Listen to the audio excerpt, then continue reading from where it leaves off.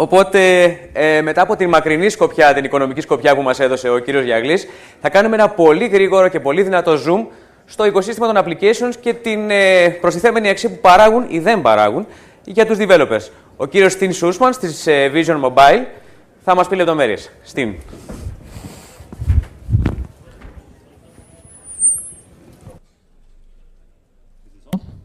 Yes. Okay.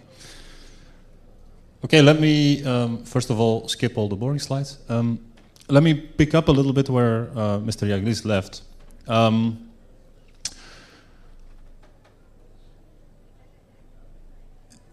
Mobile internet is a fact. Indeed, there is a problem with telecom operators. Their value proposition is disappearing slowly, and over-the-top players are taking over, right? So I was asked today here to talk a bit about application economy. When we talk about apps and the app economy, really it started around 2008, and we can tell pretty specifically where it started with the first app stores appearing from Apple and from Android. So this is my starting point for you today, because when apps first became available on mobile telephones, when mobile internet became available on mobile telephones, it changed everything. Before, a mobile telephone was just a telephone. It had 4 apps. It had a telephone, texting, an address book, maybe a camera. That was it. There were some apps, but it was very difficult to get them actually distributed on telephones, and it was just a little gimmick on top of your telephone. After app stores, your mobile telephone is now a mobile computer. So this has created an enormous explosion of applications. Now, an application is not catering just to your telephone needs. It's catering to every possible user need that you have. So you have well over 700,000 apps in iOS and Android now. They cater to any possible user need. This really changed a lot throughout the entire industry, so it's throwing the industry really upside down. And this has consequences. This is not nothing. It really changes quite a lot. There are some good things, some bad things, some ugly things. Right? So I start with the good. From the outside, this new app economy that has been created might look like this. Sparkling, booming, lots of oohs and ahs. Mobile advertising is worldwide exceeding $10 billion. Similar amounts, perhaps a little bit less, in terms of paid applications, in terms of money that has been paid to developers. So this is really a multi-billion-dollar industry that has appeared since 2008, basically out of nothing. Nice, right? Well, from the inside, though, it looks more like this. Too many fish in a very small pond, all trying to fight for little scraps of food, right? If you're an app developer, your world looks like this. Apps have absolutely exploded. This is the competition for app developers, right? Millions of apps, literally. How are you supposed to sell your app when there are millions of other apps that basically do pretty much the same thing? We've done quite a lot of research on developer economics. I want to share this with you in the bad side. So 60% of developers that have taken our survey earn less than $500 per app per month. If you take into account that the average cost to produce an application is around $30,000, on average, there are much more expensive apps than that, they're much less, it would take 5 years to break even on your application. That's not a good thing, right?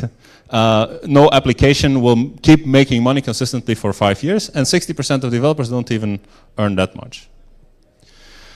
It also gets slightly ugly because the platforms on which these applications run, iOS, Android, Windows Phone, and so on, they have a pretty strict control over applications, or over their platform rather, and they're not really tended to take very good care of developers. So one example of this is when iOS recently, a couple of months ago, changed their app stores. Now all of a sudden, instead of having 5 apps on a screen, you only had 1 app on a screen. So as a developer, now it has gotten even more difficult to get your app discovered.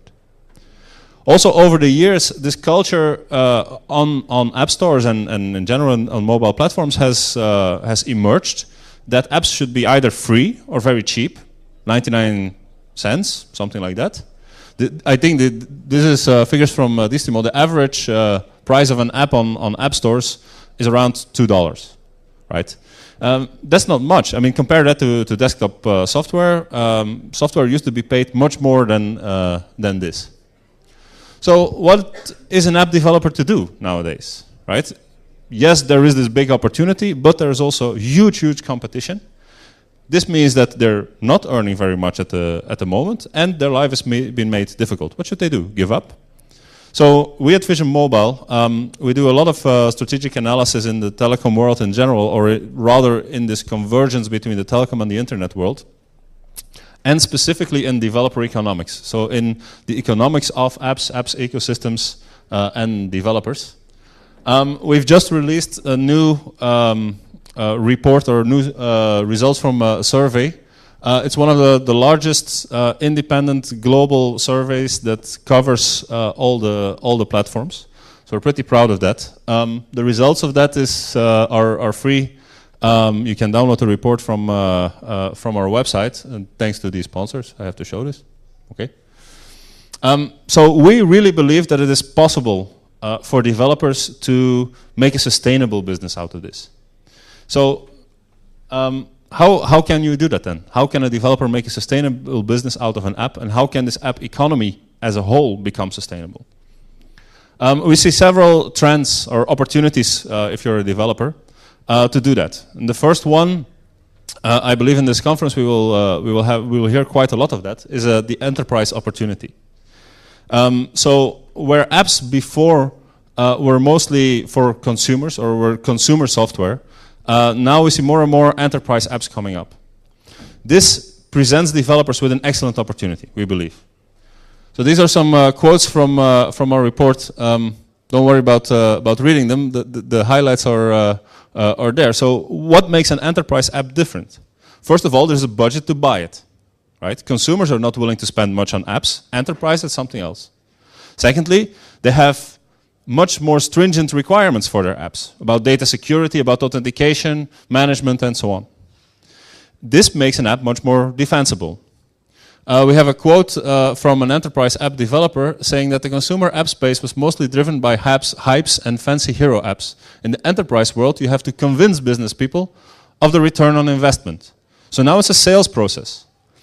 And it's a longer sales process, but with a more scalable and profitable business model. Do we have any proof that this would actually work? Because it sounds really nice in theory. If you're an app developer, maybe enterprise is a good opportunity. It's much more difficult, therefore it's also much more defensible. There is budget. Sounds good, right? Is there any proof for this? Actually, there is. So we asked the developers in our survey how much they earn. Out of the top earners, the ones that really earn more than $100,000 per app per month, so that's really the top tier of earners. More than half, or almost half, sorry, works on enterprise apps. So if you're a top earner, it's likely that you're an enterprise app developer. Also on average, and even if we take out those top earners, because they tend to skew the results, on average, an enterprise app developer is the best earner out of all the app categories, and they basically earn on average per month about double the average of developers. So yes, this is a good opportunity. I hope to hear a lot more later today about how this opportunity can be reached.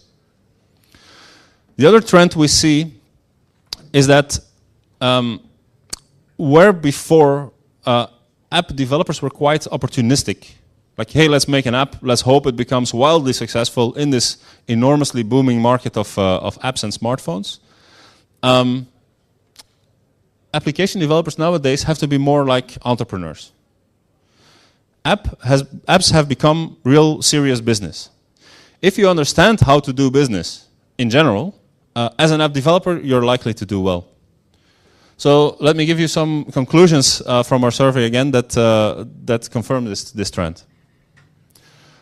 First of all, we did a lot of investigation in developer tools. So where before, in the beginning of this era of apps, let's say in 2008, there was nothing, right? You could program your app, but you had to do everything yourself. It was costly, it took a lot of time, the possibilities were limited. Also the possibilities for distributing your app and promoting your app were quite limited. Those days are starting to, or over now, and at a fast pace we're starting to see developer tools coming into the market. So we estimate that now for every 1,000 app developers there's one app tool maker, which is quite a lot if you understand that, yeah, there are anywhere between 500,000 and 2 million app developers in the world. There are really a lot of tools. Many of these tools also now have reached a stage where you can really say that they have become mainstream. So this is not anymore something for some app developers, maybe only the biggest companies or the biggest game makers or something like this. Tools have become mainstream. This means that app developers nowadays can reduce their costs, can go to market much faster, can promote their app better. There are many more tools available to actually promote your app and get your app discovered. Therefore, hopefully can be more successful. This is revenue models. Same kind of evolution towards a more serious business. So the blue bars represent popularity of the different models. I'll walk you through it in a minute. The red bars represent revenue from app developers using this revenue model. So in the beginning it was simple. You either had an advertising supported app or a paid app, or you didn't make any money at all. Those are still the most popular revenue models. Why? They're very simple, right? It's very easy to integrate ads into your app. You publish it on an app store, you ask a price for it. Okay. Don't make much money though. This is too easy. When you see app developers, in-app purchase, freemium app developer subscriptions, they tend to be much more successful. Why? Not everybody can make a subscription app. This is not so easy. First of all, you have to have content that is worth your recurring revenue, right? Building this content or building this app or this recurring value for users is much more difficult than just putting an app, slapping a price on it and putting it on the App Store. This creates a more sustainable business. The more sophisticated, we see that the more sophisticated developers get in terms of revenue models, the more money they make. Makes perfect sense. One more. This is how app developers decide which app to develop next or which feature to add next. The most popular ones, so again, blue bars are popularity here. The most popular ones, I develop an app that I like, that I would use, that I think is cool. Maybe I will discuss it with some friends of mine. Okay, that's fine. Doesn't make you much money though. If on the other hand you do market research, in any other business this is how business is done, or this is how discovery is done. You discuss with users, you monitor app stores, you buy market research. What we see is that revenues are significantly higher. So again, the same thing. The more sophisticated app developers get, the more money they seem to make. So all of this to me confirms this trend that app development, app economy is becoming real serious business. It's not anymore just publish an app and hope that you will be successful. This doesn't work. We've seen that. It really does become serious business. So we see, okay, well, forget about this. We see app developers, appreneurs, app entrepreneurs as the hero. We think that they're the ones that will build this app economy, that will make it sustainable, that will make it actually profitable, and that will build it in a true sustainable business. So for the rest of us, because not all of us are app developers here, what can we do? We suggest that we become Robin. We help app developers to become more successful. And definitely this is VisionMobile's intention. We've recently published a portal helping app developers to create a more sustainable business. We do believe that if you're willing to learn the rules of business as an app developer, the rules of innovation and create real value, you will be successful. So what do we provide on this portal? We provide our research, first of all. We try to construct insights based on facts rather than based on anecdotes. We try to teach app developers business patterns. And finally, last but not least, we list a lot of those developer tools that we were talking about, and we help app developers find which is the best tool for their job. So with this, I thank you.